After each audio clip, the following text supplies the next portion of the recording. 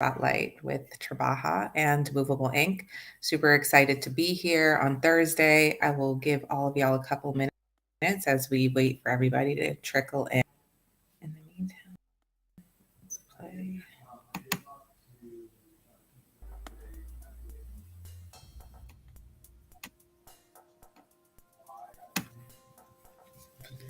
And while we let everyone, come in and come through to the event, I would love if you can, of course, do a roll call in true Trabaja fashion. I know we are from all around the country, so we'll put it in the chat. Where is everyone tuning in from? I am tuning in from California. Hi, Sabrina from Texas. Nice to see you. And just let us know where you're tuning in from. I'm usually in New Jersey, sometimes in Philly, but today I am in California. So, anybody here from the West Coast? It's only 2:00 here.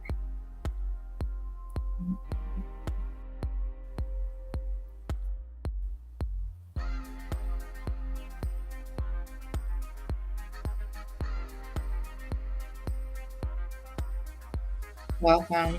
Hi. Hello from Toronto.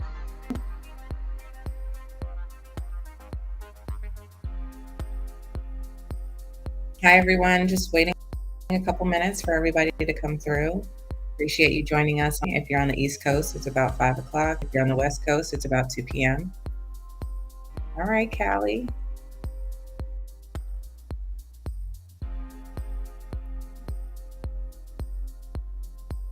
We'll get started in a minute. To come through. All right, we got New Jersey, we got Buffalo, New York, we got Tennessee, North Carolina. Everyone's tuning in from all across the country. It's so exciting to see y'all.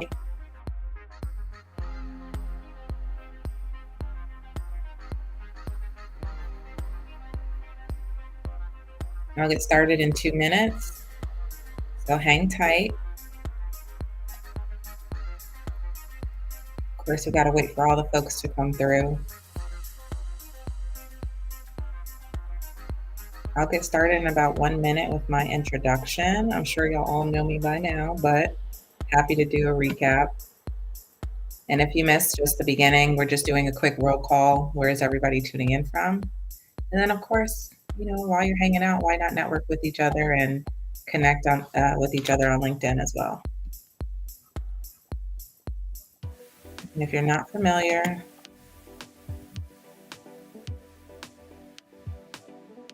with Trabaja, definitely go check out our website at trabaja.com. Hampton Roads. Corey, what's Hampton Roads? I'm not familiar.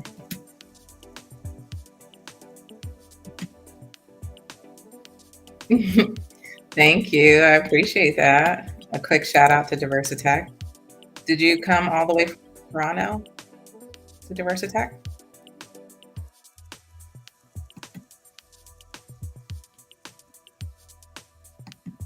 All right.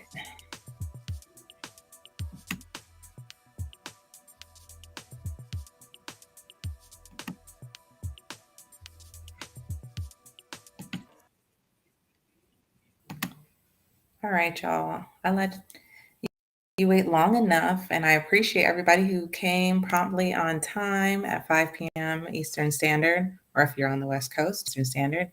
Hi, everyone. My name is Shannon Morales. I'm the founder and CEO of Trabaja, your modern day work tribe. We are a talent marketplace and community for under-supported professionals interested in tech and startup careers. We also help professionals with career navigation. Essentially, what that means is when you're stuck or you're looking to transition into a new advance in your current career and function, or looking to make a complete transformation and switch, we help you figure out what are those career opportunities that you can do, whether it's upskilling programs, trainings, and resources, or simply inclusive workplaces. Really excited today because we have one of our most recent inclusive workplace partners, Moveable Ink, and they are here to share a little bit more about their company. We have 3 recruiters with us today. And I'm going to pull them up on stage so that they can introduce themselves. Hi, Baltimore, Virginia. Just wanted to shout y'all out. So I'm bringing Carly up on stage. We have Julia, Sydney. Hi, ladies. Oh, hello. Hi. Shannon, where in New Jersey are you normally? I'm normally in Lawrenceville, right by Princeton. I'm from South Brunswick. Oh, nice. I lived in Highland Park. Look at that, just starting off with the Jersey. Yeah, small world.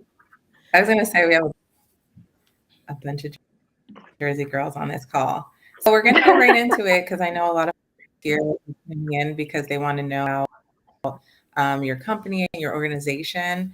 And we're just going to do a quick round table, right? I'm just going to go and let you all introduce yourselves and kind of tell me a little bit about you at your company. So I'll start with Carly. Carly. Oh, well, look at that. I think it's because I'm top right. Well, hello, everybody. Yes. My name is Carly. I am the Director of Recruiting here at Moveable Ink. I am coming to you live from the New York City office, as you can tell by the shiplap behind us that also happens to match Sydney and Julia's shiplap. I've been here for almost 8 years, so it has been fantastic to help build and grow this company. I started as employee number 99, which I think is actually far cooler than being employee number 100. And we are headquartered in New York, but we have offices in Chicago, Toronto, San Francisco, Costa Rica, London, Munich, and Sydney. We also have remote folks all throughout the contiguous United States. So folks from not those areas and interested in roles here know that we can also work with you there. In terms of what we do on the recruiting team, I have made it almost my life's mission to be the little Toto, pulling the curtain back from around recruiting. I think a lot of people get some bad advice, and that's why I was so excited to partner with Trabaja to really help folks understand a job search and a recruiting process and what's possible. And, no, your resume doesn't need to be one page anymore. Nobody's printing them out. Nobody has a printer. It's fine. Just debunking some of that bad advice that a lot of people get and really help people find the right job that makes the most sense for them. So that's not only what we do here at Moveable Ink on the recruiting team, but that's just why I love doing what I do. So I'll pass it over to Sydney. Tell us a little bit about you. Yeah. And Carly's the director of recruiting. She's being modest. Hi, I'm Sydney. I've been here for almost 5 years. I love Moveable Ink. And I have, this very similar sort of like the philosophy that Carly has, which is what's made it so great to partner. And we've grown the team too and added people like Julia, which is very exciting. I manage more of the technical roles, so I can help you understand our tech stack on different teams, and I can always provide some advice there. We definitely love to help if we can. If we don't have an open position, we'll do what we can to help. And yeah, that's just a little bit more about me. I do live in New York City, as you can see. We're in the same office. But yeah, we're definitely open to hiring all over.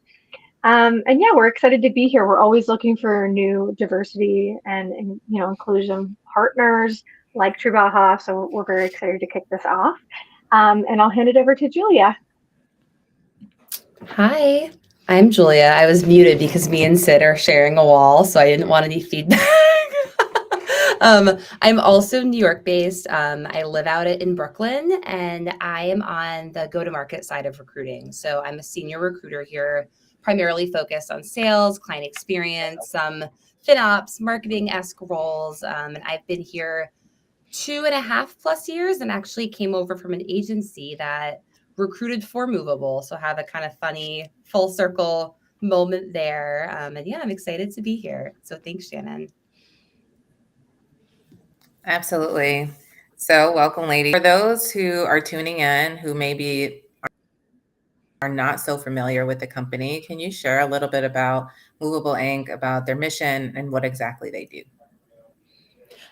I am happy to take that. I have my favorite example of how you have probably all seen a Movable Ink campaign, but I'm going to start from the very beginning. So we are an enterprise business to business software as a service platform in the marketing technology space.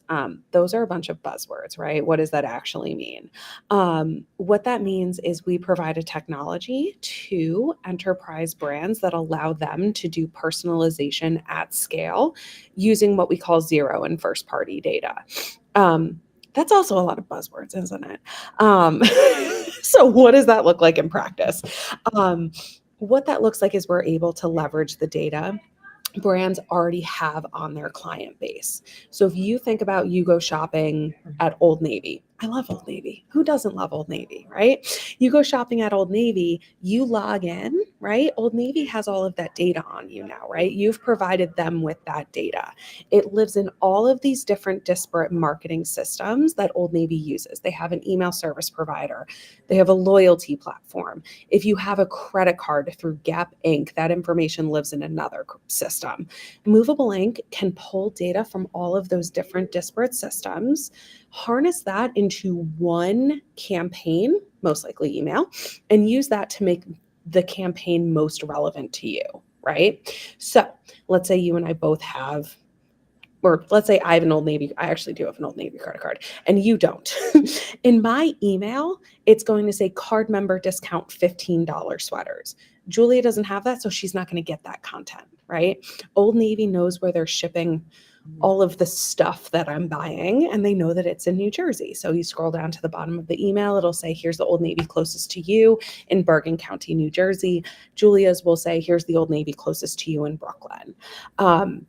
So I think what I really appreciate is that we're doing this in a very non-invasive, non-creepy kind of way. It's not like now we're all going to get Instagram ads for Old Navy. That's not what we're doing. And here's the most exciting part is we now have our DaVinci AI offering where we can use all of that data to make specific recommendations in these campaigns based off of AI. So that is so super exciting. And that's really going to help us continue to innovate in the future. Sid and Jules, is there anything else you would like to add? I have one addition, which is just on the DaVinci AI front. There's some new, and because I was just talking to a hiring manager about this, there's some new features where if you open an email at a certain time, if you engage with a certain piece of content, it will get smarter and essentially like self-optimize and automate without the marketers on the back end having to click in and change settings. So it saves a lot of time on the client side, which is something that I can imagine not as a marketer, but just being really, really helpful for marketing teams. Yeah, and that's a big part of what we're doing right now with the AI tool is bringing clients along with us. The adoption phase, you have to do a lot of unlearning about the fear of AI, right? Or taking away a decision from someone who's so used to doing it manually. And then once they see it successfully, it's like, oh, great, that's automated. I can do so many other things now. But giving strategy, whether it's copy, right? It could be a subject and if an email, all the way to predicting a future customer relationship. All those things, while it is getting smarter, they still have to trust that that's going to work. So we work on models and predictive analysis with them during a pilot. A lot of these clients are existing. I'd say only a portion would be brand new because these are the clients that have already loved Moveable Ink, and now we're bringing them into this new product, right? It's an overlay. And with that, we have our challenges, but it's a very exciting time. We are scaling our teams and we've wanted this AI product for a while, but we weren't going to just release something that was like sort of AI. We wanted it to be like truly based in computer vision, natural language processing, like all of those things that are not just cutting edge and exciting from like a keyword perspective, but actually on the back end providing insights for these clients that we work with who have so many different messages they're trying to send to their consumers. So on that side, we also have a fantastic site reliability functionality too, just to support all of that traffic. So there's so many cool things that come with being a software company that we realize that if you go to our website, it may not be as easy to understand because it's written for a marketer at a company, right? I always tell candidates that, like, if you don't understand it, that's fine. I didn't understand it at first. So if you do have questions that we can eventually pick up on or get to, feel free to just throw them in the chat at any point in time and we'll try to address them too.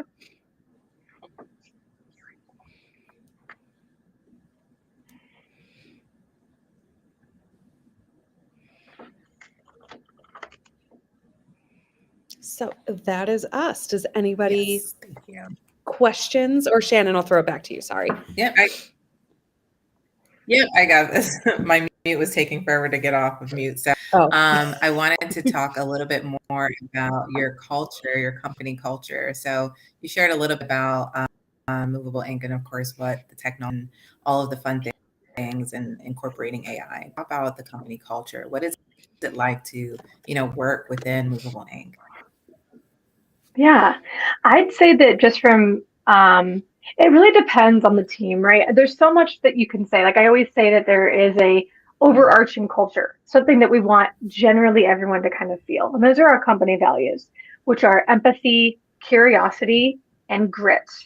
And so each of those you might, be able to kind of think about things that come up when you hear those words, but especially grit, I always try to make sure that people understand it doesn't mean that you're working overtime. That just means that you may not be the person who had to like never study and could ace a test. You're someone who cares enough to look into something enough to where we find new solutions. That's grit, right? You care and you're interested. And so I think that empathy and curiosity are definitely really nice when it comes to that as coupling those together. But in terms of our culture, there's the great things that we offer, such as community. We have a lot of inclusive practices, whether it's just making sure that the job description is accessible to everybody, all the way to just making sure that someone who is working at the company has a community. For instance, our employee resource groups, we have so many that have not only been successful over the years, but have even blossomed even recently. They're always changing and growing, and leadership changes too to give people opportunities. As we're sort of taking shape as a company, those are naturally doing that as well. And we can give, more specifics, but I think that there's also the subculture of your team. And if we're not impacting teams to be inclusive, none of that other stuff is going to really make a lasting effect, right? You need to have a place that's going to nurture you long term for that retention. And that's really where inclusion is long term, right? And so we do work very hard to make sure that our teams feel that they have sensible and reliable resources for appropriate feedback, right? So we have development and training to help managers handle that. In addition to just like even ad hoc needs with HR, they're very much on the right side when it comes to understanding, what a bystander might be going through, all the way to someone who is maybe in transition, and someone who needs, more assistance when it comes to just thinking about people beyond the majority. And that's really where I think that we are always looking for feedback and learning. So, we're never going to say that we're perfect, but I think a lot of things that we do provide an opportunity and again, community that is a really great starting point. And it really takes, honestly, people's feedback to get better at those things. But again, so many things can be different. Like I'm on the tech side, so I'm definitely going to say that, we have a very inclusive engineering environment and that we are always looking for everyone's voice. Not your title should really not matter that much when it comes to providing feedback. And we want everyone to have a voice. It's always been the case. If we do interviews for product design or engineering, if someone doesn't seem collaborative or seems that they have like a bias or a stigma towards one type of role versus another, it's not going to be a fit. So I think that while that can be, at times difficult to find the right person, we're okay to take the time to find the right person and make sure that retention is there. So I very much appreciated that. And that's very specific to that subgroup, right? But I just wanted to give some examples of what I think has been helpful.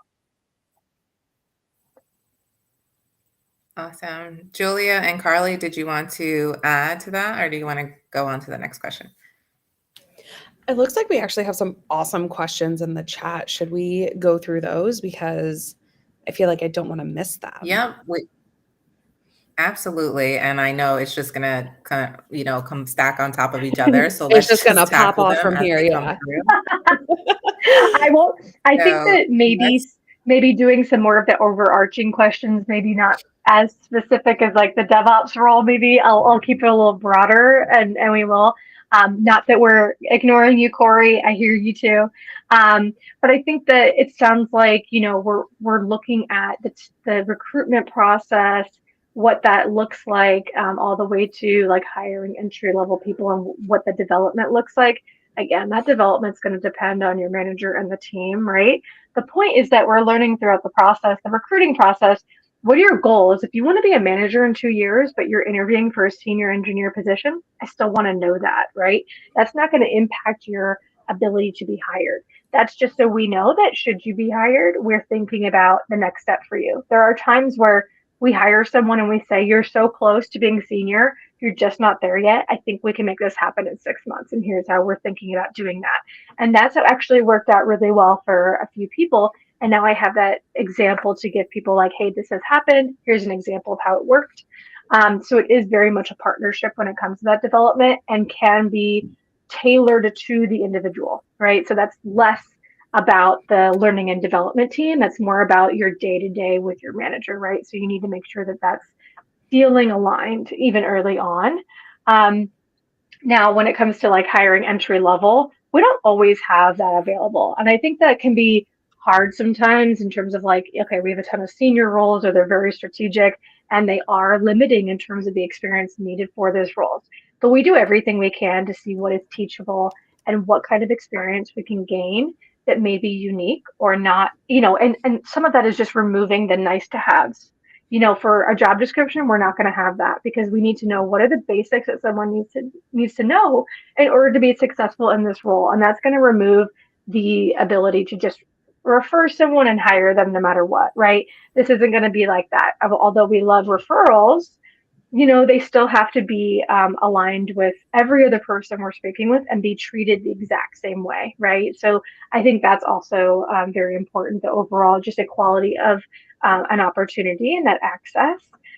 So we're always kind of playing that role as recruiters, just making sure that we're the checks and balances of working with our hiring teams, just make sure like, did you think of this? Let me make sure that I'm giving you the other side of it.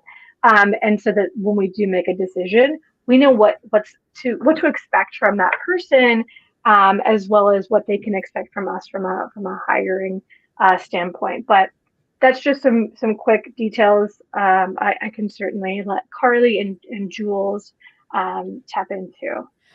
I was going to say, just to answer the recruitment process question a little bit more tactically or administratively, this is actually also linked on our careers page. So if anybody wants to check that out, we do have a breakdown of the typical steps and processes that each role goes through. Now, keep in mind, every role is different, but typically, right, we have our, oh, look at that. I love this platform. Look at that question. That's fantastic. Sorry. Technology is great. So typically, there's an application review, then there's your recruiter phone screen, right? So that's a conversation with one of us. And if you pass that phone screen, usually from there, it's a conversation with the hiring manager. That's going to go more in depth about the role, your background as it relates to the role. Because I'll give you an example. We just hired someone on the finance team, and I just pretend to be in finance. I just learned how to do a pivot table 2 years ago. And this is a very advanced Excel heavy role. So I can ask questions from the hiring managers. I have no idea what it actually means, right? So that's where the hiring manager is going to, dive deeper into those functional skill sets, right? It's usually a half hour. What questions do you have, et cetera, et cetera. If that goes well, then we'll do a series of Zoom virtual interviews. This is to take the place of, your formerly known as, in-person interviews, right? It's typically 4 people, 30 to 45 minutes each. Some roles after the hiring manager phone screen may have some kind of technical assessment. Going back to that finance role that we just filled, there was a technical, modeling exercise after that step. Some engineering roles have some take-home tests after that, but not every role. And then there is, after the panel interview stage, again, that's like 3 to 4, 30 to 45-minute interviews. From there is some sort of final assessment for most roles. For my go-to-market roles, those look like a final presentation. Sometimes for technical roles, you already did the technical assessment up front, so then we can just say, hey, want to come work here. Here's something that's really important about our interviewing process. How many of you all on the LinkedIn Live have been on an interview and all of a sudden the third, fourth person enters the Zoom room and they say, what did you do at your last job? And you're like, I just answered this question 3 times, and you're annoyed and you're like, do you people not talk? I don't understand. Something that is really important to us as an organization is assigning what we call focus areas in these interviews. So each interviewer is going to have a different topic as it relates to the role, and we'll let you know about that so you can prepare. None of that should be a surprise, but that's just something that you can expect during our interviewing process, right? You're not going to answer the same questions over and over and over again. And I think that's really it. I mean, just administratively, right? We do check references. It's really important to us. They're not a gotcha. We do want to ensure that we're setting people up for success. We want to make sure that we're confirming all of the great things that we learned about you in the interviewing process. We have to send you an offer letter. Our offers are contingent upon a background check. But for the most part, that's all mapped out on our careers page. And I think it's fairly straightforward. So, so that's just administratively, tactically a little bit more about our interviewing process. I can jump in. I see a question from Sabrina about education requirements. So I'm happy to jump in just before that gets buried, because I know we have some good questions about Toronto, and we actually do have a hub out there. So before that gets buried, great question, Sabrina. We don't require any specific education for our open positions. The one caveat I'll give is if we're hiring corporate counsel, you do need a JD just in terms of a general law degree. But outside of that, we really look for experience and transferable skills. So if we're hiring someone on the marketing team, sales team, engineering team, we're really looking for what relevant experience do you have and what skills do you have that will translate to the role above specific education requirements. And again, the caveat is corporate counsel, you do need that JD. But outside of that, we really look for skills more broadly. I think accounting too, right? Like I think you need a bachelor's degree to have your CPA. CPA. So there's certain roles, but like we do not require bachelor's degrees for 95% of our roles. Right. That's good. What other questions might we want to address? And Shannon, help us know if we should be answering questions here, or you have questions that you think we'll cover some of these too. Yep. So I'm going to ask some more questions after this last question from Keaton, who asks if he finds a position that is more fit in the U.S. and he's based in Toronto, is visa sponsorship available, or is he allowed to work, remotely from Toronto? Depending on the role, possibly, we could have you work from Toronto. What I say in terms of visa sponsorship is, conceptually, it is something that we would do. However, the caveat I always say is that it's not up to us, it's up to the respective governments, right? So it is a process that we can explore, that we have certain policies in place that we want to make sure we adhere to. But depending on the role and depending on the business need, it's not a no, if that's helpful. Okay. And Keaton, Thank if you want to connect, I would love to connect with us, we can chat more. Oh, sorry. Yeah, no worries. So I would love to just get into more questions about Moveable Ink in general. I know we kind of touched a little bit before we got into the recruitment process. We touched a little bit about the mission, about the company's values, but would really love to understand what type of programs do you have in place to really support your team, your employees when you bring them in? Do you have employee resource groups and support groups? What does that look like with Inside Move? Yeah, I'm happy to jump in here and give Carly and Sid a little water break. So we actually, I would say ERGs are really at the root of how we think about inclusivity, company culture, and we do have 6 ERGs. One is more of a committee, so I'll give the caveat there. I know we're live, so it's the bad culture committee. And within the other 5 ERGs, we have a handful. So we have Black Ink, we have Movable Pink, we have Movable Ink Asian, and the real, I think, kind of mission of these employee resource groups are giving inkers a way to connect with one another and connect across different international teams and have a way, whether it's through mentorship programs, through volunteering, or even we've done virtual like self-defense courses, have a way to have that sort of interconnectivity and just foster a stronger sort of sense of belongingness. And I think a really big thing for us is it does start at the top and kind of trickle its way down. So we have employee resource groups, each has an executive sponsor, which is someone on the exec team, leadership team who is really backing the group, attending the meetings, and really helping us make sure that for each specific ERG, their mission and they're actually able to achieve that through resourcing and just through executive buy-in. And I would say that they really do help foster just a stronger culture of collaboration and really stronger culture of, honestly, inclusivity throughout Moveable Ink. And if there's anything else Sid or Carly does want to add there, feel free to jump in. But I would say the ERGs are really, really core to that.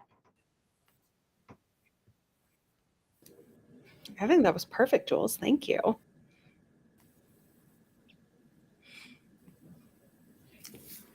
Awesome. So I would love to understand a little bit more about career development within Moveable Ink.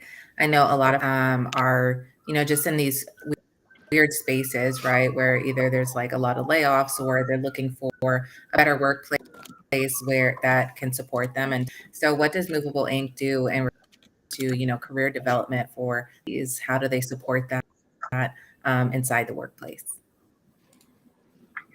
Yeah, I mean, we have more formalized, and like I mentioned earlier, some are more formalized development programs, right? Like we have emerging leaders. These are people who are either managers currently or becoming managers. And this is giving them resources during and on-site, but also follow-ups, right? They still have, access to these documents and even the people who did the training. To better understand how to give feedback, receive feedback in a way that has, again, the empathy needed that reflects our environment, so that everyone is, as I might say to a candidate, talented and friendly. That's sort of what I'm experiencing, at least as an employee. I think that, again, there are going to be those subgroups that are doing things specific to their group that may not be documented. I mean, we're still like just a 600-person company. So again, not everything's going to be so corporate and process oriented to a T, but that also gives us room to change quicker too. So while that might seem vague to some people, that can give a lot of mobility to others. So internal mobility is huge, right? What if you want to try a different team? How do you get there? And that's part of development too, is like maybe you don't want to be on this team forever because you want to learn Python and the team over from you is doing that, but you have enough where it still sets you up for success, right? We're not going to put you in a position that wouldn't do that. So we're going to be realistic with you at the same time. Like, what are your goals? How do we get you there? And sometimes that works out in a way that maybe you wouldn't have predicted because it's not on your team, which is why that internal mobility is so important. I remember companies not doing that and thinking how easy it would be to retain great talent if they had just done that. It seems like a no-brainer. So I'm so happy that Moveable Ink, started doing that naturally without even a formalized program. Again, you don't need a formalized program to do that and do it well for people.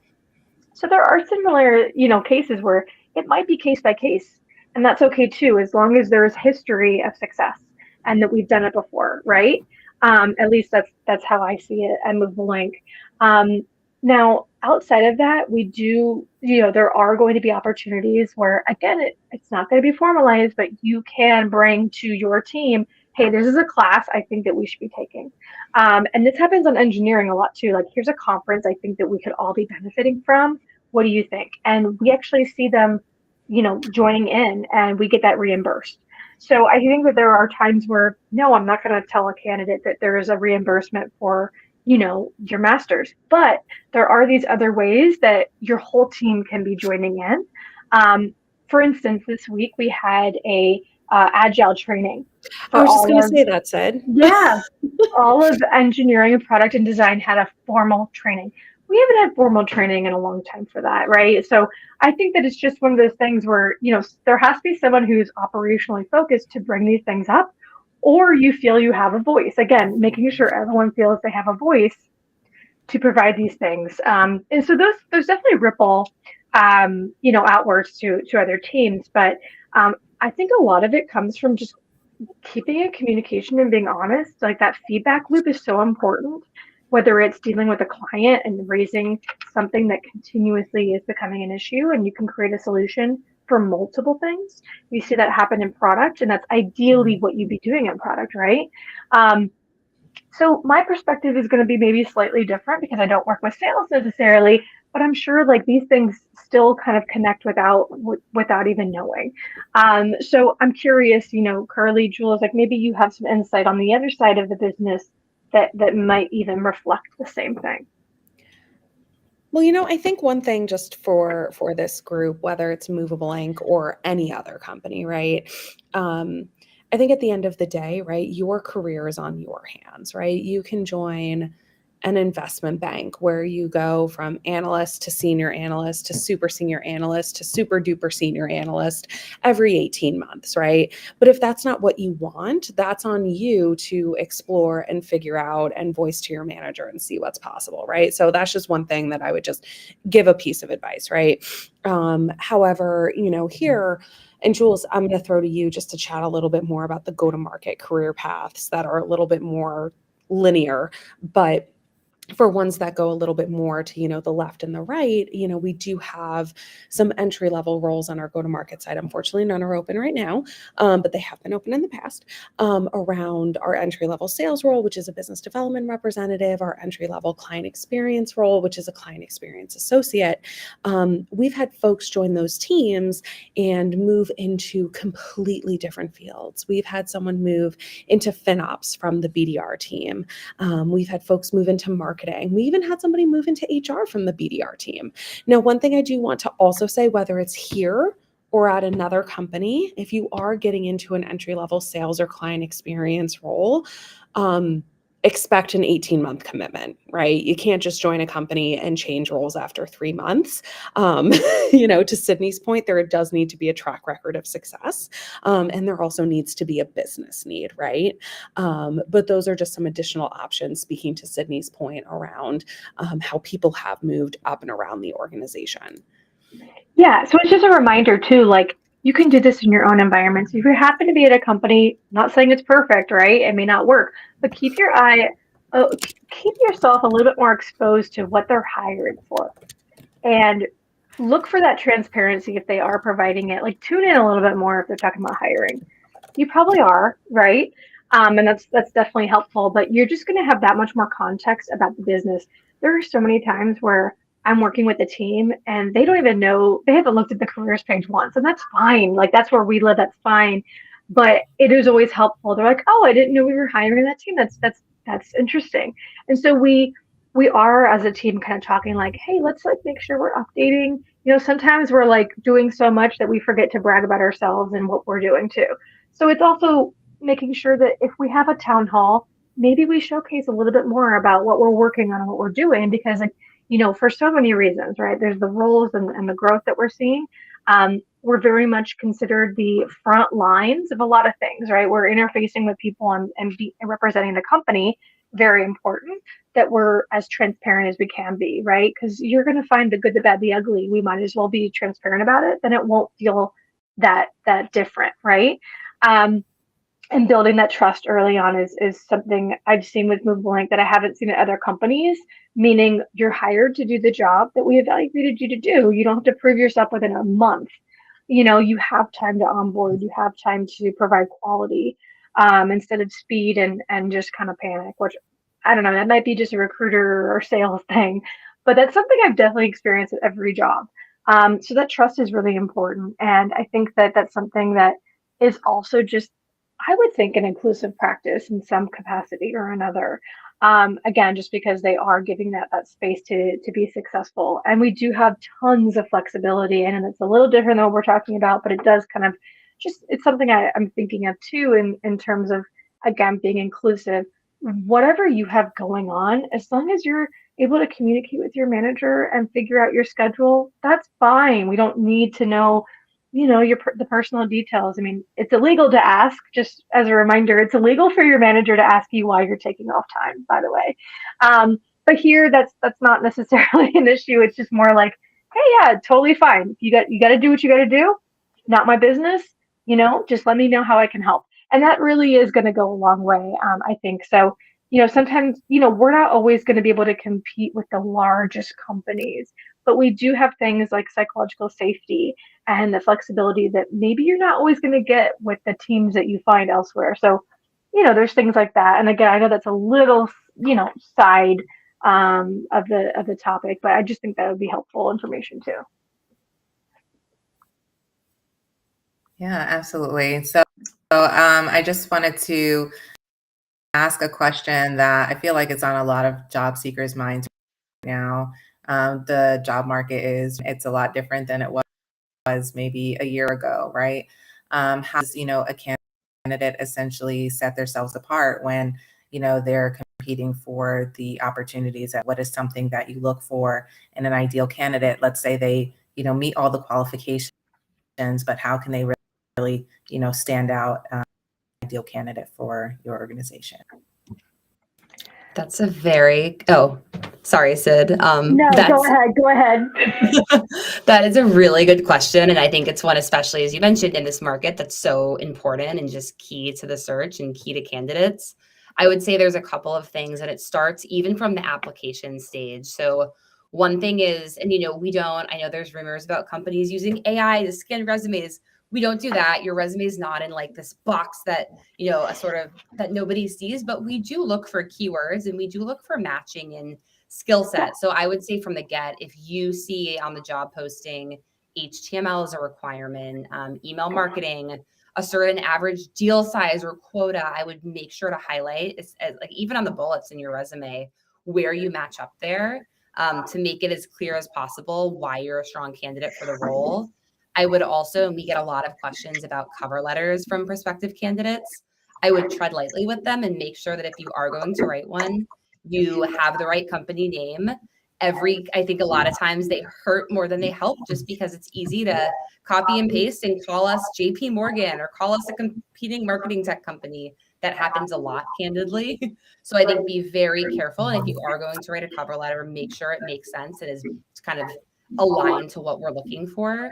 And even from like an applicant standpoint too, we do get a really high volume of applicants, especially for entry level roles, for some higher velocity roles. So seeing if you can find someone who is on the recruiting team, who's listed as the hiring manager, maybe even has some sort of a connection to a former boot camp that you took for coding or whatever it may be, who works at Moveable, and don't be afraid to shoot them a message on LinkedIn.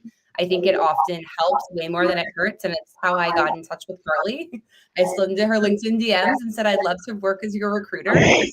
So I think a lot of the times if you're being really prescriptive and making it tailored, it can really help. And then once you get that first interview, I would definitely do your due diligence on the company. A lot of times what we're looking for, and I know Sid alluded to this too, is alignment with our core values. So a big one is curiosity. So coming to the interview with genuine interest and strong questions, right, that show that you want to learn more, showing that sort of grittiness and people-oriented approach, which aligns well with the value of empathy, is also really key. So I think just making sure that you're doing your due diligence, you're asking questions throughout, And you're just continuing to show interest through follow-up notes, through, kind of engagement. We actually have had candidates send like videos of themselves afterwards, just recapping the interview. That goes a long way. So being really prescriptive and personalized as you go throughout the process, I think, is really helpful. Also, we don't know. Sorry, I was going to say, like, we don't know how companies are interpreting the market. I feel like every candidate I'm talking to is so unsure, but I don't think any company is operating the same. So while it is an uncertain market, you can't assume one way or another. You can try to just figure that out based on what the recruiter speaking to you has experienced. So I'm always reassuring candidates, hey, we're very stable. Here's some examples how we've been stable. This is not going to be a last in, first out situation as much as I can predict, right? And why I say that is because of history. I also say that to them because a lot of people right now are thinking that the market is slow, but some of that's just reaction that companies have. And everyone's kind of waiting for the other shoe to drop while other companies are now saying, actually, I think things are going well, oddly. So again, every company is operating slightly different. They might be cautious and there might be less of a saturation of roles available, but it doesn't mean that there isn't something for you out there. It might just be less, and that's fine. Less noise is okay. And very specific technical roles are going to be less common, just in general. So we're thinking about the site reliability type of roles, the really specific, more senior roles, let's say. But I think that there's definitely still a lot of a promise in this economy. And again, it just depends on the company. Not every company is comparable. They're all doing things slightly different. Even from our perspectives, working at different companies and different economies over the years, we can tell you like every company really truly does approach things differently, which is why you're also interviewing the company, right? At the same time, I always tell people that like you're evaluating us. If you change your comp expectations, that's fine. Now, why would I hold that, to you? We'll talk again. And so just keeping things flexible and open and transparent is the best way from a recruiter's perspective and being in the process, just in terms of what you need to know for your own security. And I think that, questions can help you kind of feel that way. So what those questions look like might be different based on the role that you're looking at and the company you're speaking to, but just think about what you would want to know that would give you some security. It could be ERGs, right? It could be anything, but the recruiter's there to help fill that in. And they should be making time to answer those questions too. And Carly, I think I was cutting you off. Sorry. No, I was just going to go back to something. Again, I feel like I have all like the tactical administrative answers, but hey, that's fine. Something that we have on our application for Moveable Ink is a question that says, tell us about why you're interested in Moveable Ink, right? So to Jules' point about a cover letter, I always say, if you're going to do a cover letter, do it right? Like, I don't want to see any of that stuff that like you got from your campus career center because I don't like it, right? It's formulaic, it's boring. What I do like is people who do their research on Moveable Ink and say, somebody who's honest who say, hey, you know what? I don't really get it, but I found this really interesting. And I connected with Julia on LinkedIn and I'm really excited about this, right? When I tend to get transparently a little annoyed is when people don't say why they're interested in Moveable Ink, right? They're just, NA, right? And to Sydney's point, it's as much an interview for you as it is for us, right? We need to figure out if you're a good fit. You need to figure out if you want to work here.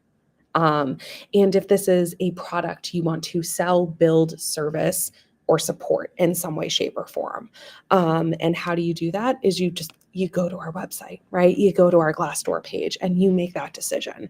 As a candidate, you are an informed consumer and you have agency over what you're looking for. So that's something that we like to see.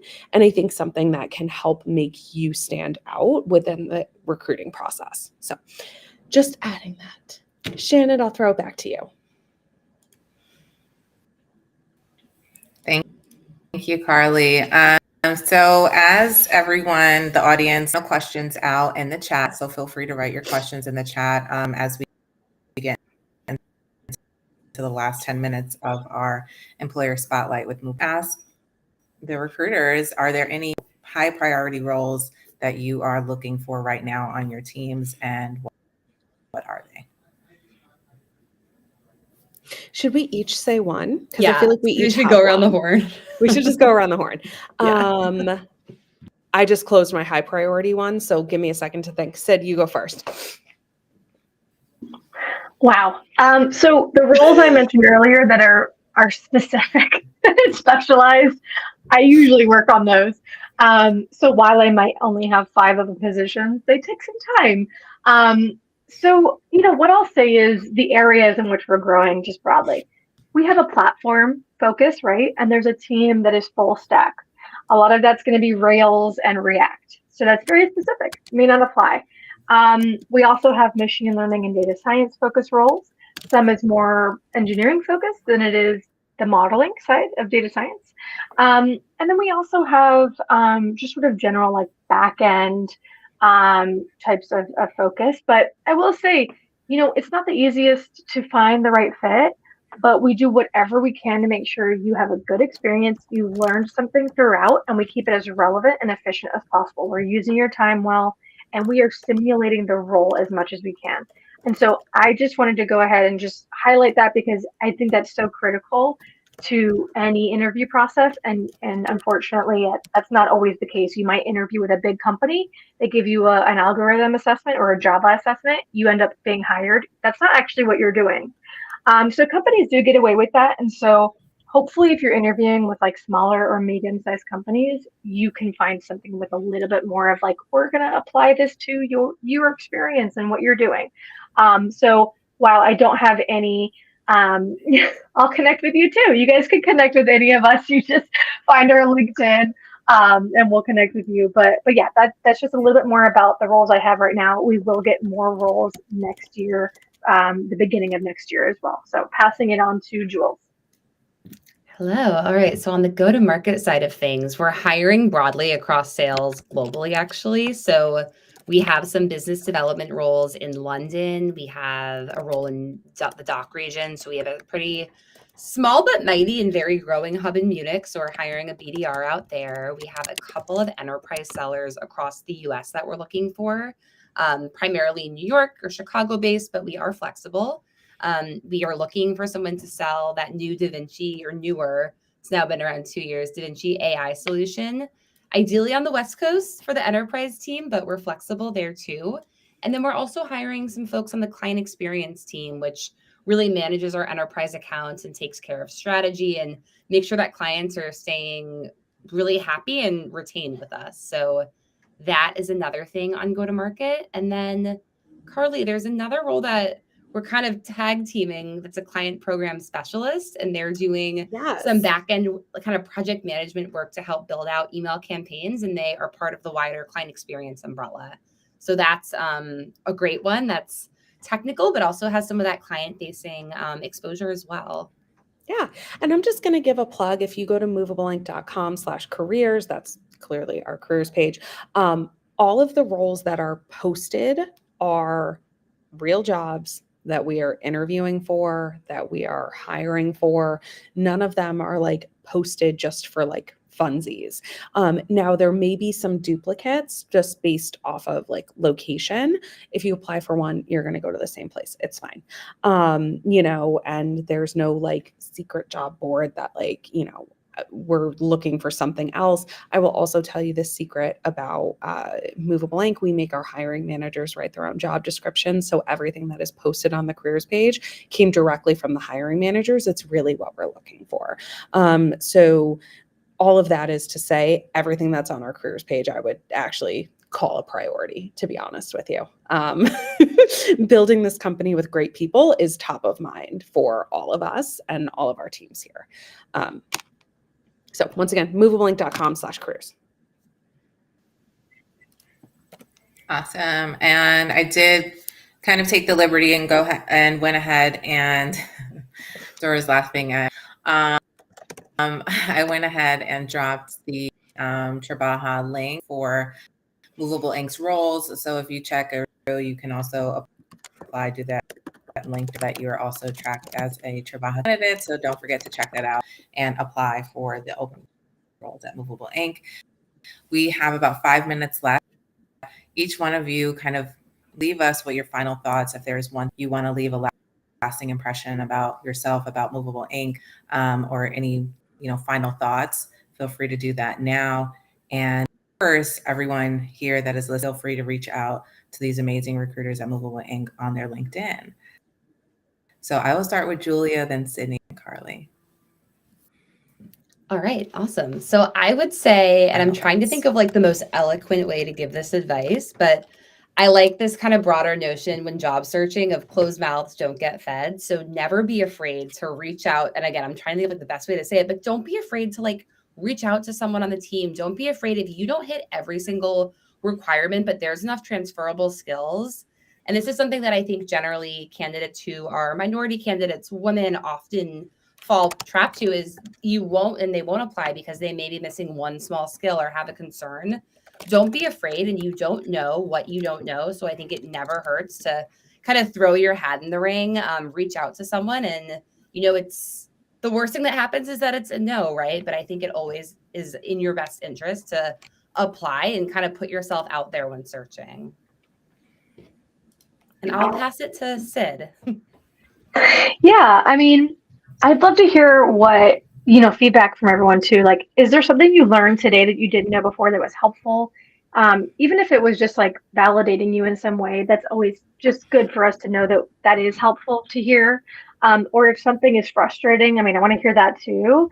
But yeah, I mean, when it comes to advice, there's just so many things that I think people, kind of hold themselves to or can make it more frustrating. It's better to just do quality in terms of quantity, right? So maybe you give yourself, if you're feeling like you're filling out a million fields and you're also submitting your resume and it's very frustrating, not every company is going to have you do that. Maybe do 5 a day, right? And keep track of that and kind of see where it goes.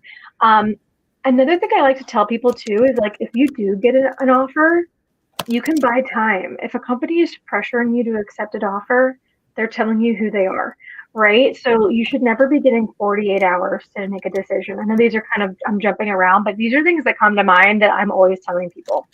Yeah, the jobs are real. Also, yeah, there is somebody behind the application. If you see that 1,000 people have applied to a job and you're like, what's the point? Don't do that. Still apply. I just reached out to someone the other day who had the right skills, who applied 2 weeks ago, and we've had maybe 1,200 people apply. And they were probably, maybe they didn't, think about that, but some people just don't read into it. Just do it anyways, okay? It's good for you. Even if the role isn't good for you, don't cancel beforehand. Go through the interview. Get that practice so that when you do find the right company, you're ready for it. The interview practice I got with a lot of companies that I didn't like helped me for my interview with Moveable Ink, right? And so I really am, also a big proponent of what Jewel said. Like, reach out to the team you want to be on, not the recruiter. The recruiter is only going to be able to do so much for you, right? But if you talk to someone on the team, you can get a real life example of what the job is, and they might be able to refer you. That would be great, right? They took the time to speak with you. And I think that as long as you're reaching out to say, hey, I'm so interested in this line of work, I saw this job, I'd love to pick your brain, and you make it more about learning from them, they're going to have empathy for you. And they're going to say, I was there once too.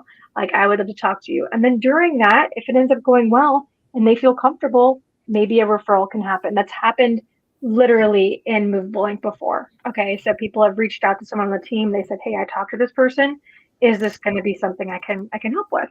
So there's just so many things, those are the things I'm thinking of right now. But yeah, like Carly said, like, there's a lot of bad advice out there that's old school, like, oh, you have to keep it to a page, I'd say it's better to keep it to 2 pages than it is 10. Sometimes I do get 10-page resumes, believe it or not. So you see everything, and just kind of going with like what is also, fair. Sorry, Carly, I took some more time than I thought I would. Any last remarks? I think this is actually a great last remark. This is not advice for our viewers, I guess we would call you. The only thing I have to say is that this is my favorite job I've ever had. And look at our careers page. If there's something there you're interested in, hit us up. If there's something there that you're not, like that doesn't reach you at this point in time with where you're at, that's fine, right? Follow us on LinkedIn. We always post our most recent roles. For us, if you come back to us 2 years later and you were like, hey, I spoke with these really hyper girls on a LinkedIn Live 2 years ago. Um, and I'm interested in this role, we'll say, yeah, let's chat, let's do it. So I just, once again, this is my favorite job I've ever had. So if there's something here for you, we'd love to chat with you. I love that. Thank you so much, ladies. I am going to close out this amazing session. I appreciate you all for joining us today. This has been an Employer Spotlight, Inclusive Workplace Partners, Moveable Ink, and you just spoke with Carly and Julia, so make sure to reach out to them on their LinkedIn, connect with them. You can also view their open opportunities at trabaja.co. So if you are part of the tribe, check out those amazing opportunities that they just mentioned. Really appreciate y'all for tuning in. Whether you're on the East Coast or the West Coast, we appreciate you nonetheless. And Morales, the CEO and founder of Trabaja, I will see you later, and we'll see you either next week or next month for another spotlight. Thank you, and bye-bye.